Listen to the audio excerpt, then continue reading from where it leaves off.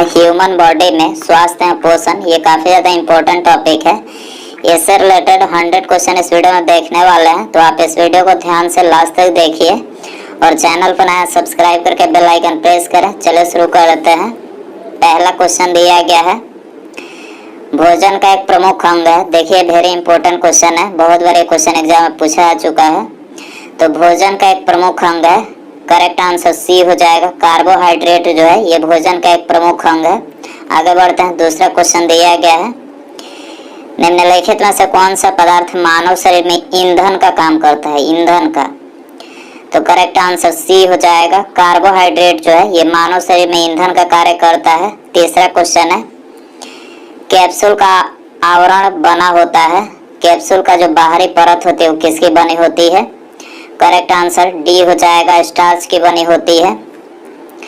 शहद का प्रमुख घटक है। शहद का प्रमुख घटक क्या है? करेक्ट आंसर डी हो जाएगा, फ्रैक्टोज जो है ये शहद का प्रमुख घटक है। पांचवा क्वेश्चन है, निम्नलिखित में से कौन सी शर्करा तत्काल ऊर्जा प्रदान करती है? करेक्ट आंसर डी हो जाएगा, ग्लूकोज जो है ये तत्काल ऊर्जा प्रदान करती है। छठा क्वेश्चन है, शहद में मुख्यतः होते हैं, तो देखिए करेक्ट आंसर बी हो जाएगा, कार्बोहाइड्रेट होते हैं। शहद में मुख्यतः क्या होते हैं? कार्बोहाइड्रेट। निम्नलिखित में से सर्वाधिक ऊर्जा प्रदान करता है, तो सर्वाधिक ऊर्जा कौन प्रदान करता है? करेक्ट आंसर ए हो जाएगा, कार्बोहाइड्रेट जो है ये सर्वाधिक ऊर्जा प्रदान करता है। आठवां क्वेश्चन है, मानव शरीर में कार्बोहाइड्रेट पुनः संग्रह होता है। कार्बोहाइड्रेट पुनः संग्रह होता है। करेक्ट आंसर डी हो जाएगा, ग्लाइकोजन में पुनः संग्रह होता है। एथलीट को निम्नलिखित में से किससे जल्दी और ज्यादा ऊर्जा मिलती है? करेक्ट आंसर डी हो जाएगा, एथलीट यानी जो खिलाड़ी होते हैं उनको जल्दी और ज्यादा कार्बोहाइड्रेट से ऊर्जा मिलती है। लंबे समय तक कठोर शारीरिक कार्य के पश्चात मांसपेशियों में थकान अनुभव होने का कारण होता है। करेक्ट आंसर सी हो जाएगा, ग्लूकोज का अवक्षय कारण से जो है मांसपेशियों में थकान अनुभव का कारण होता है। रक्त ग्लूकोज स्तर समानतः व्यक्त किया जाता है। करेक्ट आंसर डी हो जाएगा, mg के प्रति डेसीलीटर में। ठीक है, आगे बढ़ते हैं। प्रोटीन बनाने के लिए कितने अमीनो अम्ल आवश्यक होते हैं? करेक्ट आंसर सी हो जाएगा, प्रोटीन बनाने के लिए 20 अमीनो अम्ल जो आवश्यक होते हैं। शरीर में ऊतकों का निर्माण किससे होता है? शरीर में ऊतकों का निर्माण किससे होता है? प्रोटीन से होता है। प्रोटीन ऑप्शन ए हो जाएगा। प्रोटीन को निम्नलिखित में से क्या माना जाता है? करेक्ट आंसर ये हो जाएगा, शरीर का निर्माण करने वाला। प्रोटीन को क्या माना जाता है? शरीर का निर्माण करने वाला। एंजाइम मूल रूप से क्या है? करेक्ट आंसर बी हो जाएगा, प्रोटीन है। एंजाइम मूल रूप से क्या है? प्रोटीन है। जैविक सिस्टम में रासायनिक क्रिया की प्रक्रिया को तेज करने में उत्तरदायी पदार्थ है। करेक्ट आंसर सी हो जाएगा, एंजाइम है। अल्फा केराटिन एक प्रोटीन है जो, तो देखिए करेक्ट आंसर बी हो जाएगा, त्वचा में उपस्थित है। ठीक है, अल्फा केराटिन एक प्रोटीन है जो त्वचा में उपस्थित है। सोयाबीन में प्रोटीन का प्रतिशत होता है। सोयाबीन में प्रोटीन कितना प्रतिशत पाया जाता है? 42%। 42। किसमें प्रोटीन नहीं पाया जाता है? तो करेक्ट आंसर सी हो जाएगा, यहाँ पर चावल में जो है प्रोटीन नहीं पाया जाता। मांस, दूध, दाल तीनों में यहाँ पर प्रोटीन पाया जाता है। निम्नलिखित में से किसमें प्रोटीन का सबसे अधिक स्रोत पाया जाता है? करेक्ट आंसर डी हो जाएगा, सोयाबीन में जो है प्रोटीन का सबसे अधिक स्रोत पाया जाता है। शाकाहारी अधिकतम प्रोटीन पाते हैं। करेक्ट आंसर बी हो जाएगा, दालों से पाते हैं शाकाहारी। ठीक है, सबसे अधिक प्रोटीन पाई जाती है सोयाबीन के दाने में। ठीक है, सबसे अधिक जो प्रोटीन सोयाबीन के दाने में पाई जाती है। मानव शरीर में वसा जमा होती है। करेक्ट आंसर बी हो जाएगा, वसा ऊतक में। मानव शरीर में वसा जमा होती है वसा ऊतक में। मानव शरीर में त्वचा तल के नीचे विद्यमान वसा निम्नलिखित में से किसके विरुद्ध अवरोधक का काम करती है? तो करेक्ट आंसर बी हो जाएगा, शरीर के ऊष्मा के क्षय के विरुद्ध जो अवरोधक का काम करती है। मानव शरीर में त्वचा तल के नीचे विद्यमान वसा, ठीक है, शरीर की ऊष्मा का क्षय के रूप में कार्य करती है। ऊंट बिना पानी के कुछ दिनों तक मरुस्थल में रहता है, ऐसा वह कर पाता है। तो ऐसा वो अपने कुबर में जमा किए चिकनाइयों का प्रयोग करके वो ऐसा कर पाता है। ठीक है, निम्नांकित भोजन में से किसे प्रति ग्राम सर्वाधिक ऊर्जा प्राप्त होती है? तो वसा से प्रति ग्राम जो है सर्वाधिक ऊर्जा प्राप्त होती है। विटामिन शब्द किसने प्रतिपादित किया था? विटामिन शब्द फंक ने किया था, फंक। निम्नलिखित में से यौगिक के किस समूह को सहायक आहार कारक कहा जाता है?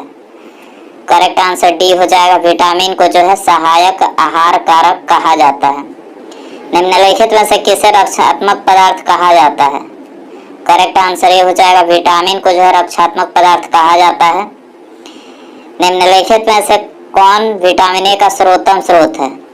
करेक्ट आंसर ये हो जाएगा, गाजर जो है ये विटामिन ए का सर्वोत्तम स्रोत है। मानव शरीर में विटामिन ए भंडारित होता है। करेक्ट आंसर ये हो जाएगा, यकृत में। मानव शरीर में विटामिन ए यकृत में संचारित होता है। विटामिन ए की कमी से कौन सा रोग फैलता है? रतौंधी रोग फैलता है विटामिन ए की कमी से। ठीक है, निम्नलिखित में से कौन सा विटामिन ए का प्रचुरतम स्रोत है? करेक्ट आंसर डी हो जाएगा, आम जो है विटामिन ए का प्रचुरतम स्रोत है। थायमिन है, थायमिन क्या है? थायमिन जो है विटामिन B1 का रासायनिक नाम है। ठीक है,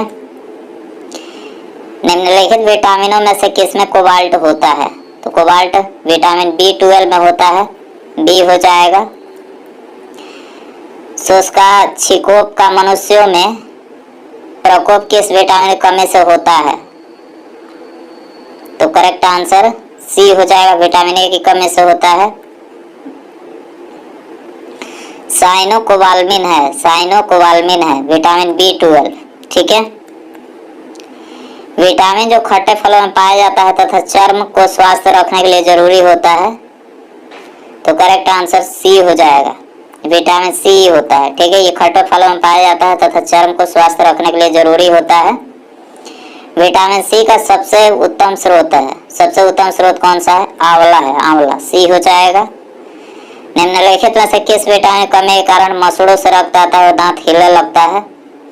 तो करेक्ट आंसर सी हो जाएगा, विटामिन सी की कमी के कारण से जो है मसूड़ों से रक्त आता है और दांत हिलने लगता है। विटामिन सी का रासायनिक नाम है। करेक्ट आंसर बी हो जाएगा, स्कर्बिक अम्ल जो है ये विटामिन सी का रासायनिक नाम है। निम्नलिखित विटामिनों में से कौन सा शरीर में भंडारित नहीं होता है? तो करेक्ट आंसर डी हो जाएगा, सी हो जाएगा, विटामिन डी जो है शरीर में भंडारित नहीं होता है। कौन सा विटामिन प्रतिरक्षा प्रदान करता है? प्रतिरक्षा, विटामिन ए प्रतिरक्षा प्रदान करता है। निम्नलिखित में से कौन सा विटामिन जल में घुलनशील है? जल में विटामिन बी और सी जो होता है ये जल में घुलनशील होता है, याद रखना है। वसा में घुलनशील पूछा जाए, विटामिन ए, डी, ई और के वसा में है, विटामिन बी और सी जल में है, याद रखना है। प्रातःकालीन धूप में मानव शरीर में निम्नलिखित में से कौन सा विटामिन उत्पन्न होता है? प्रातःकालीन विटामिन डी उत्पन्न होता है, डी हो जाएगा। मछलियों के यकृत तेल में किसकी प्रचुरता होती है? तो विटामिन डी की प्रचुरता होती है यकृत तेल में। कोलेकैल्सिफेरॉल रासायनिक यौगिक का सामान्य नाम है। तो करेक्ट आंसर डी हो जाएगा, विटामिन डी का रासायनिक यौगिक का सामान्य नाम क्या है? कैल्सिफेरॉल। ठीक है, विटामिन ई का रासायनिक नाम है, विटामिन ई का रासायनिक नाम क्या है? टोकोफेरॉल, याद रखना, टोकोफेरॉल जो विटामिन ई का रासायनिक नाम है। विटामिन ई विशेषता किसके लिए महत्वपूर्ण है? तो विटामिन ई जो है लिंग ग्रंथियों की सामान्य क्रिया में जो है ये महत्वपूर्ण है। निम्नलिखित विटामिनों में से कौन सा एक रक्त के स्कंदन में कार्य करता है? रक्त के स्कंदन में विटामिन के रक्त के स्कंदन में कार्य करता है। मानव शरीर में रक्त का थक्का किस विटामिन से बनता है? तो विटामिन के की मदद से जो है मानव शरीर में रक्त थक्का बनता है। निम्नलिखित में से कौन से विटामिन की खून के जमने में आवश्यकता होती है? खून के जमने में बता चुके हैं, विटामिन के आवश्यकता होती है। विटामिन ई का महत्वपूर्ण स्रोत कौन सा है? गेहूं अंकुर का तेल, ये उसका महत्वपूर्ण स्रोत है। दांतों में निम्नलिखित में से क्या होता है? तो दांतों में कैल्शियम होता है। क्या होता है? कैल्शियम। ठीक है। निम्नलिखित में से किस तत्व का संबंध दांतों की विकृति के साथ है? करेक्ट आंसर बी हो जाएगा। फ्लोरीन का संबंध जो है दांतों की विकृति के साथ है। हृदय की धड़कन को नियंत्रित करने के लिए निम्नलिखित में से कौन सा खनिज आवश्यक है? पोटेशियम आवश्यक है। ठीक है, हृदय की धड़कन को नियंत्रित के लिए। सागरीय खरपतवार किसका महत्वपूर्ण स्रोत है? करेक्ट आंसर डी हो जाएगा। आयोडीन का महत्वपूर्ण स्रोत है सागरीय खरपतवार। निम्नलिखित में से कौन आयोडीन का सर्वोत्तम स्रोत है? आयोडीन का शैवाल जो है आयोडीन का सर्वोत्तम स्रोत है। उपास्थि तथा हड्डियों के निर्माण और संपोषण में आवश्यक तत्व होता है, तो ये होता है कैल्शियम। बी हो जाएगा। कैल्शियम की आवश्यकता निम्नलिखित में से किस निमित्त है? तो कैल्शियम की आवश्यकता मांसपेशियों के कार्य करने, खून जमने और हड्डियों के विकास, तीनों यहाँ पर तीनों के लिए जो है कैल्शियम जरूरी है। तो उपरोक्त सभी यहाँ पर करेक्ट हो जाएगा। आगे बढ़ते हैं। पालक के पत्तों में किसकी मात्रा सबसे अधिक होती है? पालक के पत्तों में आयरन की मात्रा सबसे अधिक होती है। मनुष्य लोहा किसे प्राप्त करता है? तो मनुष्य लोहा जो है पालक से प्राप्त करता है। डी हो जाएगा। लौह आवश्यक है, तो लौह जो है उपरोक्त सभी हीमोग्लोबिन व आरबीसी के निर्माण के लिए लोहा आवश्यक है। सामान्य स्वास्थ्य बनाए रखने के लिए लोहा आवश्यक है। शरीर के ऊतकों तथा ऑक्सीजन पहुंचाने के लिए लोहा आवश्यक है। तो उपरोक्त सभी यहाँ पर ऑप्शन डी हो जाएगा। निम्नलिखित में से कौन सा खाद्य स्रोत लोहे का सर्वोत्तम स्रोत होता है? तो करेक्ट आंसर ए हो जाएगा। सेब जो है ये लोहे का सर्वोत्तम स्रोत होता है कि इसमें भरपूर लौह तत्व पाया जाता है। तो हरी सब्जियों में जो है लौह तत्व जो है भरपूर पाया जाता है। निम्नलिखित में से किस युग में सही सुमेलित नहीं है?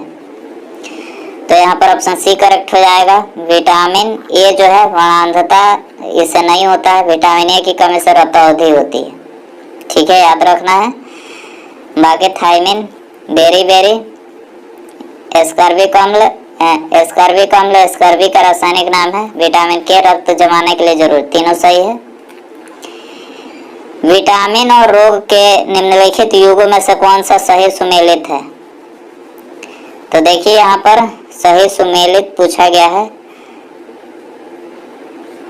तो यहाँ पर 2 और 3 विटामिन ए,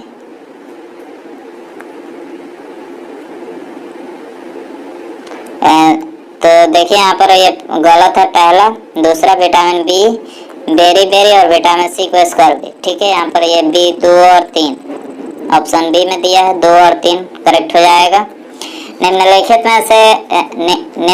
की कमी से एनीमिया रोग होता है। एनीमिया रोग किसकी कमी से होता है? लोहा की कमी से। लोहा की कमी से एनीमिया होता है।